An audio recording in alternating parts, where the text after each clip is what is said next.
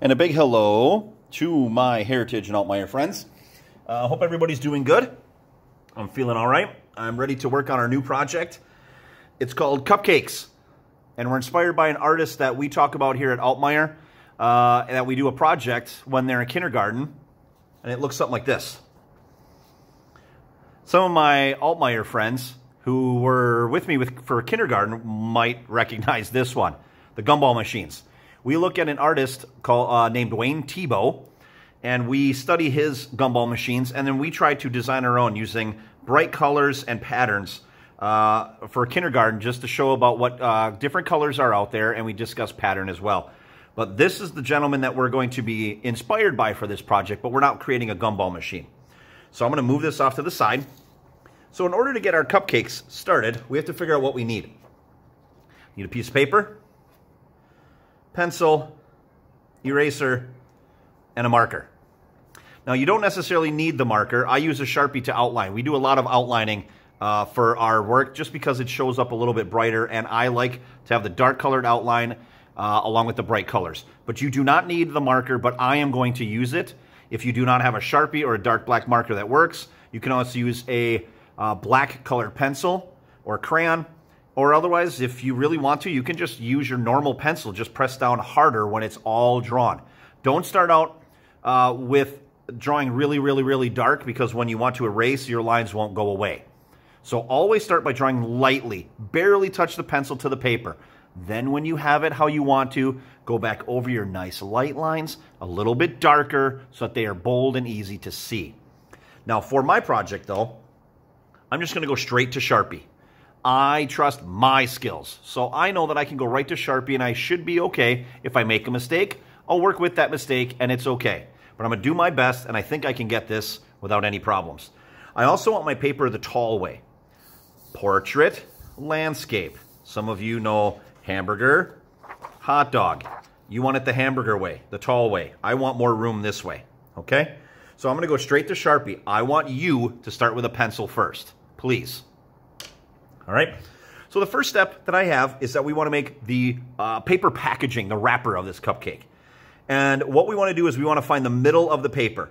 So if I just put my finger or put the Sharpie over here, you can tell that's not the middle. You can tell that's not the middle, and you can tell right here. But if I move my marker down, you're going to say the middle is about somewhere right there. Good, that's a great spot. Now I'm going to go in just a little bit. I don't want my the first start of my drawing over right against the edge of the paper. So I'm just going to go in just a little bit. Now to get the wavy look of the wrapping paper that's on a cupcake, I'm going to be writing some V's. Like you draw mountains, like a mountain that goes up and then down and then up and then down. And that's like a zigzag pattern. That's the top. But when I want to draw this line, I want to make sure that I always do an up, down, up, down, up, down. So when I end over here, I want to make sure it's going down. I don't want to have it up. I tried it, and it doesn't look very nice if you ended it where you go up, down, and the last one you do goes up. It looks kind of goofy in the end. So I'm going to make sure that I end it going down. Now, in my example, I think I have 6 that go up, down, that's 1, up, down, that's 2, and then I have 3, 4, 5, 6. So I'm going to try that. All right, so middle, over just a little bit. Here I go.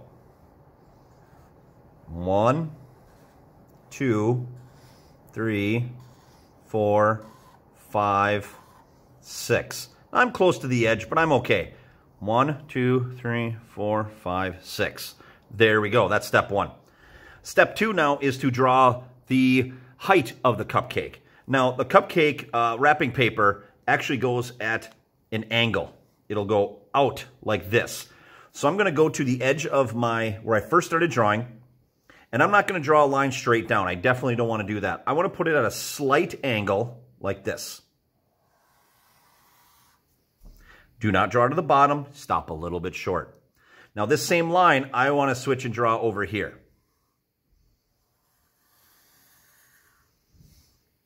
There we go. Next, I want to draw the bottom of my cupcake. There it is. All right, so now we have the cupcake wrapper, and that's all finished. Right now, it looks like my cupcake is just floating in the middle of nowhere. I want to make it look like my cupcake is resting on a table. So on these 2 lines I just drew, I want to find the middle of the line. And it's going to be somewhere about right here. Draw from there to the edge of your paper. Do not draw through the cupcake. We're going to be putting designs in there. Now I'm going to hop my marker over the other side. Boop, right there. Straight line. Just to the edge of my paper. Now here it looks like it's a table, and my cupcake paper is resting on the table. That's what we want. Okay? So we've got this. And now I want to put the paper folds of my cupcake paper right here. I want to make it look like it's bent and folded. So what I want to do is on each one of the bottom ones, like this V right there, there, and there, I want to draw lines to the bottom here. So I'm going to figure out how many V's do I have? 1, 2, 3, 4, 5. So I'm going to draw 5 lines going to the bottom. So on the bottom, I'm just going to mark off 1, 2, 3, 4, 5. And I'm going to take this first one. Draw here. Here's a second one. Draw to the second line. Third one. Fourth one. Fifth one. All right, there we go. Now I have 6. 1, 2, 3, 4, 5, 6 total mountain or bumps right here. If you want to have like 7 or 8, you can, but they're just going to be a little bit smaller, and I'm okay with that. But I wouldn't do 5. I wouldn't do anything less than 6.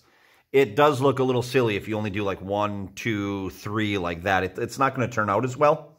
So 6, you might want to do 7, 8, or 9, or 10 bumps. It's okay, but just again, that's why you want to do it with pencil. So if you don't like it, get your eraser and get rid of it. So now my cupcake paper is officially done. Now I want to get the frosting or the top of my cupcake, and I'm going to layer it into 1, 2, 3 layers. Here I go. So over on this side, I'm going to draw like a rounded line and then go down and up like a roller coaster and back down to this side. So here I go. Around, and it's going to go down a little bit and then back up and around until I get to the other side right there. Kind of already starting to look like a cupcake with like frosting on it. This is layer 1. Layer 2, I'm going to start a little bit, not on the edge. There's no line to start here, so I'm going to start a little bit over, and the same thing, up, down. There we go. So this one's wide, this one's a little bit smaller. Now I'm going to add in a cherry. I am going to put my cherry over on this, actually this side right here. I'm going to have it resting right on this second layer that I have right here. So my cherry is going to be pretty simple. I'm going to draw a nice big circle. I'm going to draw a cherry stem. There we go. As you can see the size of that cherry stem. It's, you know, my eraser can't even cover it. Now I'm going to draw the final layer of my frosting. Here I go.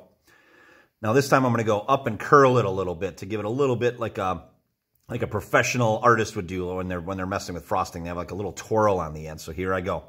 Start up a little bit more. I'm going to go here, down, make a little point and come down here. Now I have to be careful. I need to go over here now, but I don't want to draw through my cherry.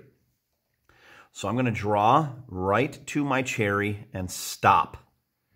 Then I need to imagine that my marker, or when you draw with your pencil, I'm going to use my marker. My line would continue here and then show up on the other side of the cherry. Now it actually looks like my cherry is in front of that layer of frosting. That's exactly what I want. Okay? So that's where I put my cherry. Some friends might go, well, can I put it down in this first layer? Can I put it in the middle? Can I put it over on this side? Yep, but just make sure it's on one of the layers of frosting, though.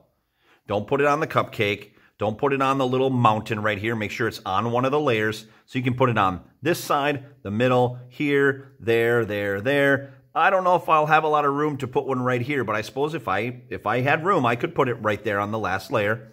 Okay? There it is. We are done with part 1. It's not too tough, but again, I would use a pencil first. That way you can erase mistakes if they come your way. Mistakes are part of what we do in art and what we do in life. Just a matter of battling back from anything like that, figure out what happened, what went wrong, and how can we fix it. All right? You guys can handle this. This is part 1. Do not color it. Leave it just as it is. Save it. And then part 2, we're going to be doing some coloring, and I think we might do a combination of crayons with some colored pencil. I would really like to do this project with oil pastel, but I know many of you do not have oil pastels. If you do, you might want to, when we get to the coloring part, use oil pastels instead of crayons, which is what I'm probably going to use. So with this, we are done with part 1. So make sure you get a good picture of this, upload it to Seesaw into this correct activity so I can see it, and I'll leave a comment on there, and then keep a hold of this for part 2. All right? Good luck on this one, guys. It should be pretty easy for most of you. If you have any questions, just let me know. I'll get back to you as soon as possible. Good luck and have fun with your cupcake.